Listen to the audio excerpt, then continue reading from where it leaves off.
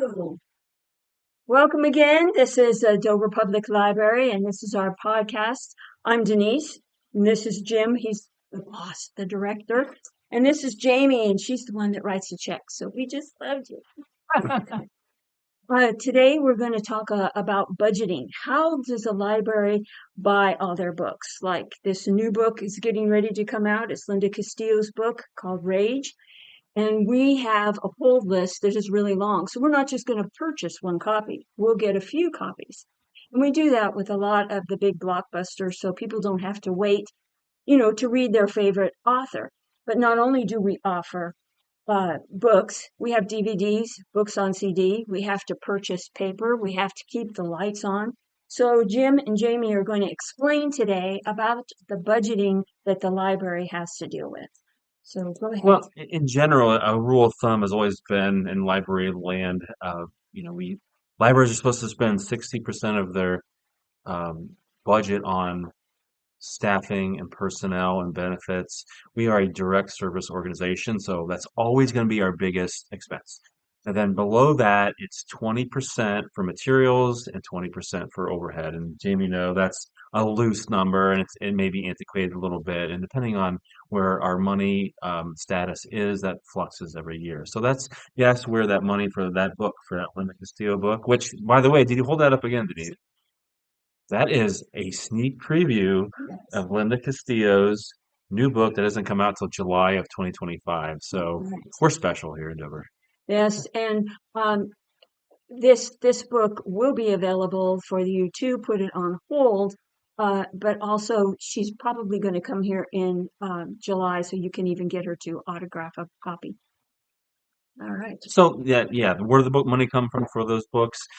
Through our materials budget, and it's a very important process we do every year where we identify by department how much we think we need for materials, programming, and that's an expense that's been increasing over the years. As you mentioned, libraries are more than just books now, where we have all kinds of formats of physical materials, but we like to say our library is more about connections than the collection, but the collections are still very important. But we do spend a lot of money on programming, so the author events and classes and all the expenses that relate to that is also very important. Do you know off the top of your head how much do we spend just on for a whole year's worth of copying paper? Because with that printer up there, the public come in and they may not check out a book, but they're copying all these different papers, or they'll be on the computer, which we have to pay for the computers, and they're doing a job search or something like that. They're filling out their resumes, and then they have to print it. Do you know off the top of your head how much money is? Thousands. Yeah, Lots of. And we get stacks of boxes of paper. Yeah, so we don't make any money on it. It really just covers our expenses. But and this is a little secret too, is the biggest expense is the ink and toner, not the paper really. It's not the paper, it's that toner that is the big thing. Mm-hmm. Okay, good.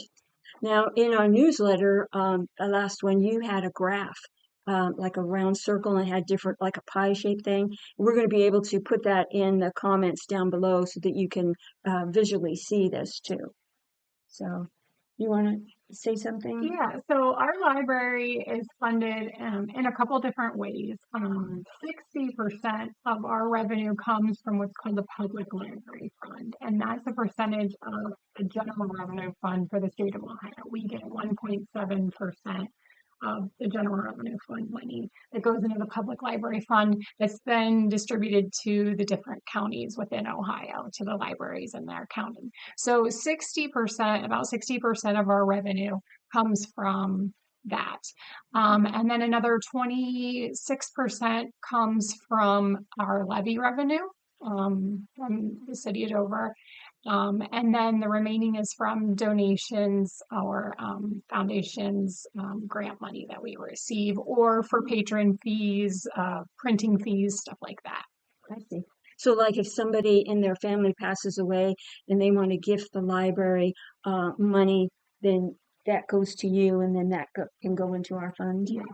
I see. Anywhere from the snow book, that if you wanted to honor somebody, someone, it could be a memorial acknowledgement. It could be, hey, you know what? This teacher was a big influence in my life. I like to purchase a book for the library in her honor. And we put a very nice commemorative book plate on the front of that. And you can have, it could be anonymous or you could have your name, whatever. But it's fun to see as patrons check out books, they see these book plates, and it is a great way to keep somebody A a memory memory alive. alive or to pay tribute to somebody. And so from that all the way up to, estate gifts and things like that. We are a nonprofit, so Mhm. it's a tax write-off. Keep us in mind. Now, what's the difference between, because we're a city library, so we're unto ourselves versus, another library. So how does that all work in the funding? Well, we're not a city library. It's actually a separate political subdivision of the state of Ohio. So we're not under the city of Dover, and we're not under the county. We're a complete separate political entity, and that ties into the public library fund that Jamie had referenced. That's why it's a unique status that Ohio libraries have, and that's a great way of it's a great way that has strengthened our libraries over the years because of that unique status. And so that's where the public library fund comes from, and it's that money that allows us to do what we do. I see. And how is the public library fund doing now? Ooh, that's a tough one. Jamie, That's you want where to take a we're stab at that one? Yeah, so with the introduction of the House bill, it was decided that they were going to change the way libraries have been funded forever, pretty much.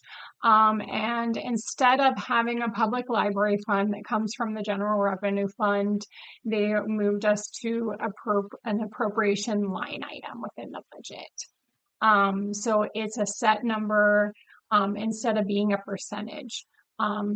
So that is a big change to us.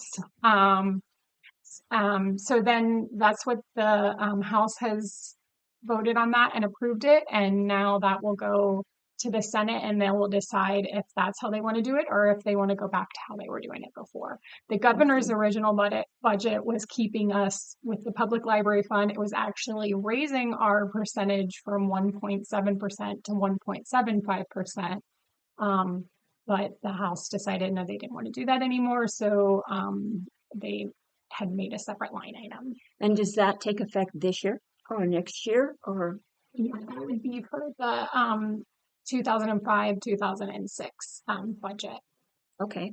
And when does our budget start? Like some businesses, it's like June. Yeah. Some it's the middle of the beginning of the year. How does ours? So the state of Ohio is we're on a calendar year budget, so we go from January to December, but the state ends on June 30th. I see. Mm-hmm. And if somebody wants to say, for instance, let their representatives and their senators and congressmen and all those people for the state of Ohio, even the governor, how do they do that? Well, at this point, in all transparency, at a break in the Senate right now. So the Ohio Library Council, which is a huge and very important lobby organization that helps libraries. They're not ready for us to contact our senators right now, but there may be a time in a few weeks where we need to do that. When that time comes, and if that need is there, we will convey that information through social media, our website, things like that. And we're not trying to.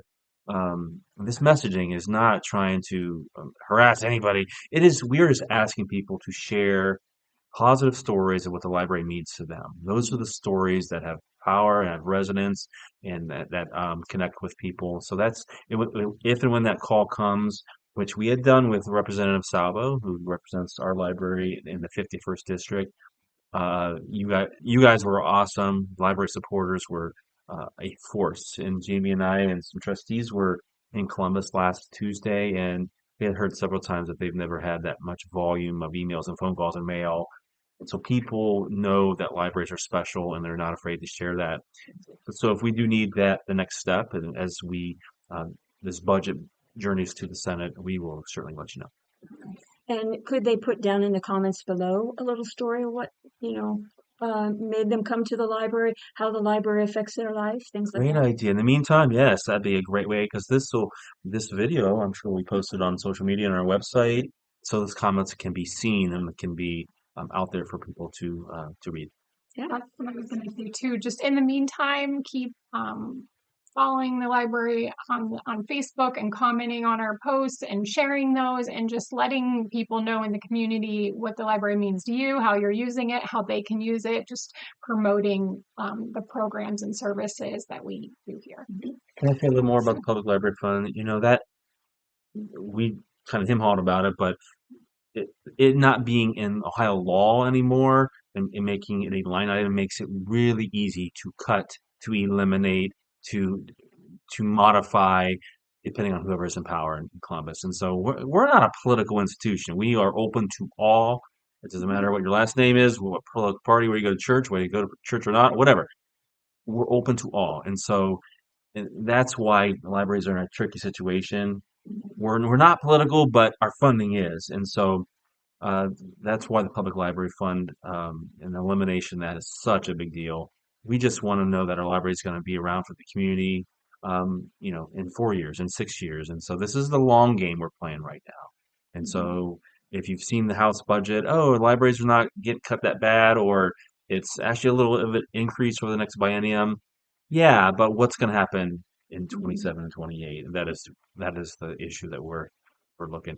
And so we do have some great representatives in Columbus who are advocating for us in lots of ways. So we appreciate their support. Representative Salvo and Senator Landis, we really need your help in Columbus on this. And your community values the library. And one thing that I wanted to say too is we offer tutoring, and these little kids are coming in the library that have not been exposed to the library. And there's, little stickers that they can get, and they meet with a tutor that helps them with their homework, helps them with reading, things like that. And it's fascinating to see them come in the library for the first time and look around, especially the parents. The parents have never been in here before, and we have to give them directions on what they can do while their child is being tutored. And they're beginning to check out books, and they're beginning to ask questions and things like that. So it's another little service that we offer that, is for the community. Yeah. So that homework help that is funded by the Friends of the Library. Mhm. They foot that bill. That is a nonprofit organization that supports what our library is all about. If there's certain things that we can't afford or because of budgetary reasons, they help with that. And where we're sitting right now, this is the Bookseller Bookshop, which is the fundraiser for the Friends of the Library. Makes a great studio, Denise. I love it. And that's open on Wednesdays and Saturdays, 9 to noon, or by special appointment for community events. That's right. The library offers so many services and gives back to the community in so many ways. There's been studies done that, we're always talking about return on investment. And for every tax dollar that's given to the library, we return over $5 in services. So there is so much value in what we're doing here. It's not just books anymore, which books are so important, but it's the programs, it's the services, and we just add a lot of value to the community and its members. And don't forget, cradle to the grave. When you are born, you are able to get a Dover Public Library card. And if the hospital, we're so eager for their support on this, they help new mothers if born in Union Hospital sign up for the Imagination Library, which is funded through the United Way and the Rotaries and the libraries, where children can get a free book mailed to them from birth till they hit kindergarten at age 5. And so on the other end of that, we have our Books on Wheels program, where if you can't get to the library, if you're in a care facility, or if you're temporarily had surgery and you can't get here, if you're on the other end of the spectrum, we'll take the library to you. And so I think that's powerful. It's not just a certain age group. It's all. Let me ask you too, what are you reading, Jim? Because we're all about books on the what's your book you're reading now? So I am an eclectic reader. So I just finished. You guys are making fun of me. Robert James Waller wrote Bridges in Madison County in 1992, which is a phenomenon. He has other books, and I guess it's romance for men, I guess. Border Music is the name of this book, which is a wonderful book about um, about a guy who is a free spirit in a relationship that he's in, and it's about travel and adventure and living life to the fullest. That's how I could summarize it. But the important thing is it's beautiful writing, and he's just a master at that. And so I'm reading Border Music. I'm proud of that. I've read that book 10 times probably. I might learn and highlight it. But I'm also listening because I use my library card to check out Yes. e-audio. I don't use Audible. I use my library card to do it for free. This is another thing. I just listened to a book. I just finished it actually. It's called Cabin. It's about a clueless craftsman who buys a little cabin in the woods and how he starts living out there. And so there's a little Henry David Thoreau in me where I admire the simplicity and what that's all about. So I got two things going. I usually have a fiction I'm reading and a nonfiction I'm listening to, or vice versa. What are you reading? I'm actually listening to, I just finished up The Favorites. It's about ice skating, the ice skating world. And it's a multi-character, the audio is really good, highly produced, multi-characters. They actually used some voices from actual figure skaters. So it's about all the behind the scenes drama and everything within the skating world. It's really good. That's exciting. Yeah. My wife always makes fun of me because when I was a kid, I had a crush on Tanya Harding. You need to read The Favorites. You would love it. Then she called it. And reminds me of Carrie Soto's back, like behind the tennis. This is behind ice skating. All right, Mhm. good. Mhm. All right, well, thank you for tuning in today. And like I said, leave some comments below, and we would appreciate that. And we will put the graphic up for you too so that you can see that. All right, thank you very much. Thanks so much. Bye.